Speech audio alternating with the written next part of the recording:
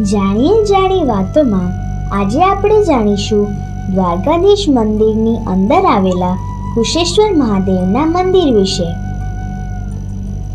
પૌરાણિક કથાઓ અનુસાર કુશ નામનો એક શક્તિશાળી રાક્ષસ દ્વારકા નગરીમાં રહેતો હતો। તે રાક્ષસના અત્યાચારોથી કંટાળીને લોકોએ ભગવાન કૃષ્ણને તેમના રક્ષણ માટે પ્રાર્થના કરી।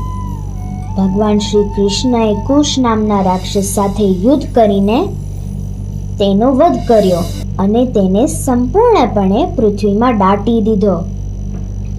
રાક્ષસને દાટ્યા પછી ભગવાન શ્રી કૃષ્ણએ ત્યાં ભગવાન શિવનું મંદિર સ્થાપિત કર્યું, જે આજે કુશેશ્વર મહાદેવ મંદિર તરીકે ઓળખાય છે।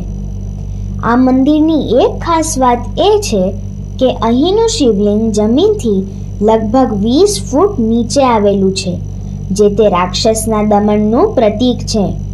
જય શ્રી કૃષ્ણ।